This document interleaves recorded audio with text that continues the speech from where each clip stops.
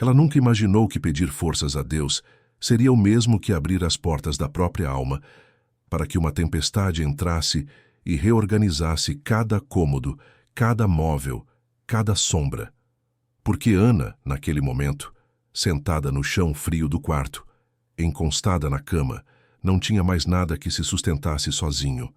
O coração era um vidro rachado, cada batida uma dor que ecoava pelo peito. O futuro era uma névoa tão densa que ela não conseguia enxergar nem 1 metro à frente. E a fé? A fé era como uma vela tremendo dentro de um quarto cheio de correntes de ar, vindas de todos os lados. Uma chama que ameaçava se apagar a qualquer momento. Ela pediu forças, em voz baixa, quase um sussurro que só o universo poderia ouvir. Pediu com lágrimas que queimavam mais do que escorriam. Pediu sem saber exatamente o que estava pedindo, porque quando você está perdido demais, qualquer direção parece ser uma salvação. Mas o que ela não sabia, o que ninguém sabe até viver, é que quando alguém pede força a Deus, ele raramente entrega força. Ele entrega tempestades. Tempestades que desmontam, que derrubam, que expõem cada fraqueza, cada ilusão, cada mentira que você contou para si mesmo. Tempestades que arranham, que cortam, que deixam marcas. Mas tempestades que, depois de passarem, deixam tudo limpo, deixam tudo novo, deixam tudo pronto para a reconstrução. Era uma noite de terça-feira, quando Ana sussurrou aquela frase que mudaria o curso de tudo.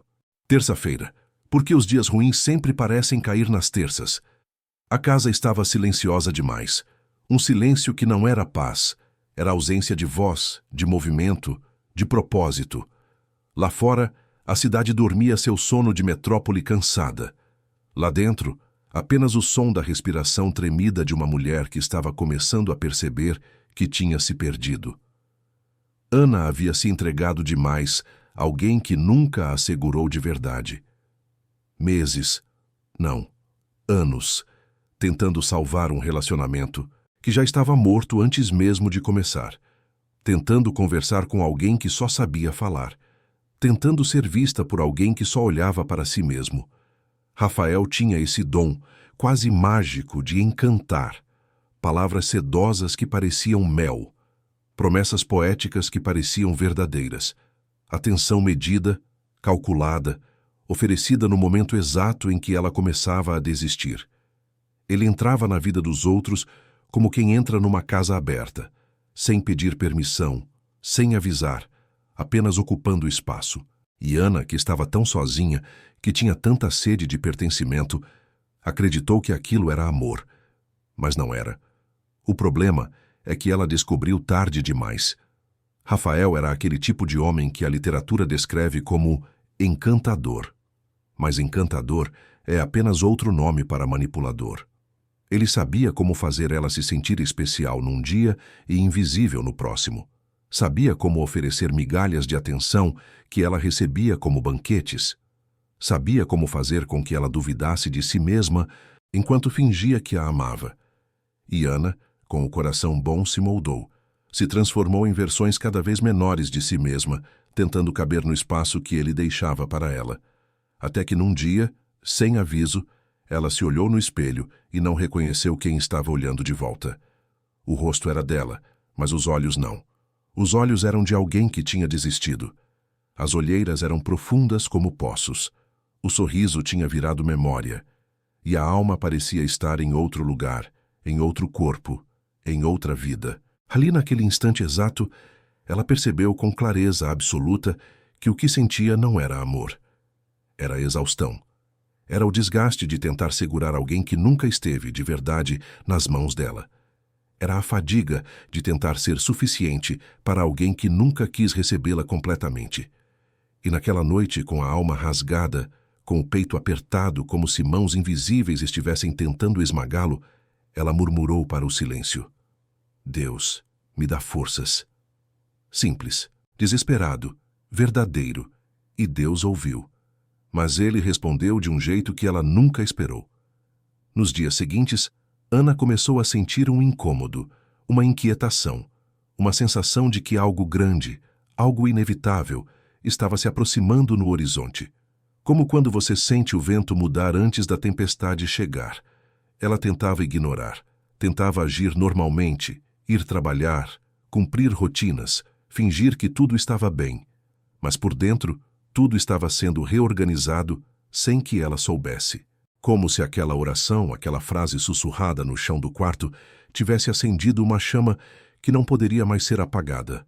A tempestade começou devagar. Rafael, que já não era muito presente, passou a ser quase um fantasma. As mensagens vinham como obrigação, palavras vazias, respostas que não respondiam nada. As ligações eram curtas, frias, como se ele estivesse falando com uma estranha. Os encontros, quando aconteciam, eram tensos. Ele parecia sempre longe, sempre distraído, sempre cansado. E ela tentava preencher os vazios com perguntas que não tinham respostas, com conversas que ele não queria ter, com amor que ele não queria receber. A primeira onda da tempestade veio quando ele cancelou um encontro importante. Ana tinha sido chamada para uma reunião no trabalho, uma reunião que poderia significar promoção, reconhecimento, e ela queria comemorar com ele. Queria compartilhar aquele momento.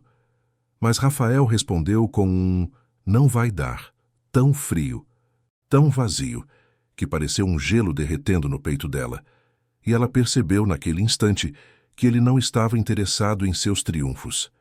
Nunca esteve. A segunda onda veio dias depois, quando ele desapareceu o fim de semana inteiro. Nenhuma mensagem, nenhuma explicação, nenhuma desculpa. Apenas silêncio. E o silêncio, ela descobriu, era pior que qualquer palavra. E a terceira onda... a terceira foi a mais dura antes do raio. Veio numa conversa comum, numa noite comum, quando ele, sem motivo aparente, a tratou com uma indiferença tão cruel, com palavras tão afiadas, que Ana sentiu algo quebrar dentro dela. Não sabia se era o coração, a esperança, ou tudo junto. Mas algo quebrou, e ela soube que não poderia continuar fingindo que aquilo era amor. Ainda assim ela segurou. Porque seres humanos, especialmente quando feridos, se agarram ao pouco que resta, mesmo que esse pouco já não seja suficiente. Mesmo que esse pouco esteja envenenado. Até que veio o raio. Uma tarde de céu pesado. Nuvens densas como chumbo. Vento gelado que cortava a pele. O tipo de tarde em que a natureza parece avisar que algo importante está prestes a acontecer. Ana decidiu ir até o apartamento dele. Queria falar. Queria entender. Estava cansada de ser invisível, de ser apenas um nome num contato que ele raramente ligava. Ela caminhou pelo corredor úmido do prédio, um cheiro de chuva no ar, um cheiro de mudança. O portão estava entreaberto, como se não houvesse nada a esconder. Mas havia. Sempre há. Quando ela bateu à porta, Rafael demorou. E quando abriu, o mundo parou. Ele não estava sozinho. A cena foi devastadora. Nenhum grito, nenhuma briga, nenhuma cena de novela. Apenas a verdade escancarada na forma de uma silhueta feminina ao fundo. Uma presença que não deveria estar ali. Ana sentiu o impacto no peito como se tivesse levado um soco que tirasse todo o ar dos pulmões. Mas, ao contrário de tudo que imaginou tantas vezes, ao contrário de todas as noites em que ensaiou como reagiria, ela não explodiu. Não caiu de joelhos. Não entrou em desespero. Não gritou. Não implorou. Apenas respirou. Profundo. Longo. Como se estivesse respirando pela primeira vez em meses. E naquele instante, sentiu algo que não esperava. A dor não a destruiu. A dor libertou. Era como se tudo tivesse finalmente feito sentido. Como se todas as pequenas ondas anteriores tivessem sido apenas aviso.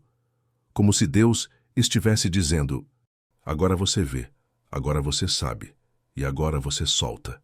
Ela virou as costas lentamente, sem drama, e caminhou escada abaixo, enquanto a chuva lá fora começava a engrossar como se acompanhasse o ritmo do que acontecia dentro dela. Cada gota que caía parecia marcar o fim de algo, o fim de uma ilusão, o fim de uma mentira, o fim de uma versão dela que nunca deveria ter existido. A rua estava quase vazia. As luzes da cidade refletiam no asfalto molhado como diamantes tristes. Ana caminhava sem pressa, sem olhar para trás, sem querer entender nada. E pela primeira vez em muito tempo, talvez pela primeira vez em sua vida, ela sentia um tipo estranho de paz. Uma paz que doía, mas libertava. Uma paz bruta, honesta, verdadeira. Nos dias seguintes, a tempestade continuou seu trabalho de limpeza. Ela acordou perdida, com aquela sensação amarga na boca e o corpo pesado, como se tivesse lutado com o próprio destino a noite toda. Chorou algumas manhãs até secar completamente, até não ter mais lágrimas. Outras, acordou com um desânimo profundo, mas ao mesmo tempo com uma clareza crescente, a clareza de quem finalmente enxerga a verdade sem filtros. Começou a perceber pequenos detalhes que antes ignorava. Como dormia melhor sozinha, como respirava mais fundo quando não estava esperando mensagens que nunca chegavam, como se sentia um pouco mais leve a cada dia que passava. Como o peso ia diminuindo, como se aquela esperança tóxica finalmente começasse a morrer. Mas a tempestade não tinha terminado, porque veio o golpe que ela não esperava, a demissão. Ela entrou na sala do supervisor acreditando que seria apenas uma conversa de rotina, mas saiu segurando uma carta que parecia pesar toneladas. Uma carta que dizia que não havia mais espaço para ela. Uma carta que dizia que ela não era mais necessária. Ana sentiu o chão sumir sob seus pés. Era demais. Tudo ao mesmo tempo. Relacionamento destruído. Agora, emprego perdido. Era como se o universo estivesse dizendo: tudo que você construiu sobre mentiras tem que desabar. Ela chorou no carro com as mãos tremendo, pensando em como a vida parecia brincar com ela, como tudo estava desmoronando. Mas, com o passar dos dias, dias que pareciam semanas, semanas que pareciam meses, o desespero foi dando lugar a uma pequena faísca de intuição. Um sussurro silencioso que dizia: isso também faz parte, isso também é tempestade, isso também é limpeza. E fazia. Porque semanas depois, quando ela já estava começando a aceitar o vazio, uma amiga, aquela amiga que sempre dava conselhos certos, a indicou para um novo emprego. Um lugar luminoso, leve, cheio de pessoas com energia genuína. Um lugar onde ela, logo no primeiro dia, recebeu um sorriso que parecia vindo do coração, coisa que Rafael nunca soube dar. Um lugar onde ela foi vista, de verdade. E pela primeira vez em muito tempo, Ana sentiu algo florescer dentro dela. Confiança. Esperança real. Não a esperança tóxica que a mantinha presa, mas a esperança que vem da certeza. Ela trabalhava e era valorizada. Fazia o que gostava e era reconhecida. Descobriu talentos que havia enterrado, tentando ser suficiente para um homem vazio. Sentiu orgulho de si mesma. Voltou a rir. Aquele riso genuíno que tinha desaparecido. Voltou a existir como pessoa, não como sombra. Mas a tempestade ainda tinha mais uma etapa, porque quando o corpo começa a se curar, a alma quer acompanhar. Foi assim que Ana decidiu fazer terapia. E não foi fácil. Foi dura, foi intensa, foi reveladora de um jeito que dói. A terapeuta, uma mulher com olhos gentis e paciência infinita, ouvia com calma, enquanto Ana se via falando de coisas que nunca tinha dito a ninguém. Medos antigos, abandonos da infância, cicatrizes guardadas, histórias que ela havia enterrado tão fundo que quase esquecia que existiam, tudo vindo à tona como ondas fortes que você não consegue controlar. Cada sessão era uma tempestade interna, que limpava, que iluminava, que curava. E então, um dia, um amanhecer silencioso com uma xícara nas mãos e o corpo abraçado pela luz dourada da manhã, Ana respirou fundo e disse algo que meses antes seria impossível. Obrigada pela tempestade. E ela quis dizer cada sílaba, cada letra, cada som. Porque foi a tempestade que a arrancou de um lugar onde ela estava morrendo devagar, que a empurrou para longe de quem a diminuía, que a levou para um trabalho que transformaria sua vida, que a ajudou a se reencontrar. A tempestade não veio para puni-la, veio para salvá-la. O tempo passou. Semanas se tornaram meses. Meses se tornaram uma vida nova. A dor perdeu seu brilho. O medo começou a desaparecer. E numa tarde completamente comum, tão comum que poderia ser qualquer tarde, Ana conheceu alguém. Não um príncipe, não um encantador como Rafael parecia ser no início, não um homem perfeito, mas alguém real, honesto, calmo, leve. Alguém que não prometia mundos, oferecia presença. Alguém que não desaparecia, estava ali. Alguém que não a diminuía, a elevava. E quando Ana sorriu ao lado dele pela primeira vez, um sorriso genuíno, que vinha do fundo do peito, percebeu algo poderoso, algo que mudaria sua compreensão de tudo. A vida sabia exatamente o que estava fazendo. Se a tempestade não tivesse arrancado tudo que estava errado, ela nunca teria tido espaço para o que era certo. Se Rafael não tivesse atraído, ela nunca teria saído. Se ela não tivesse perdido o emprego, ela nunca teria encontrado o lugar onde realmente merecia estar. Se ela não tivesse tocado o fundo, ela nunca teria começado a subir. A tempestade a salvou. Veio como cura, veio como libertação, veio como força. A força que ela pediu. Se essa história tocou você, se alguma coisa na sua vida parece estar caindo, se alguém foi arrancado do seu caminho, se portas se fecharam, se você está no meio de uma tempestade, talvez não seja destruição, talvez seja reconstrução, talvez seja Deus dizendo: eu tenho um plano melhor para você. Se isso fez sentido, escreva nos comentários: eu aceito a tempestade que me salva. Isso me mostra que você está pronto para confiar no processo, mesmo sem compreender todos os motivos ainda, mesmo quando dói, mesmo quando parece impossível.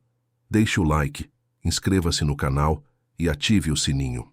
Porque assim como Ana, você também vai descobrir que certas tempestades não vêm para te derrubar. Vêm para te levantar. Vêm para te salvar. Vêm para te devolver a si mesmo.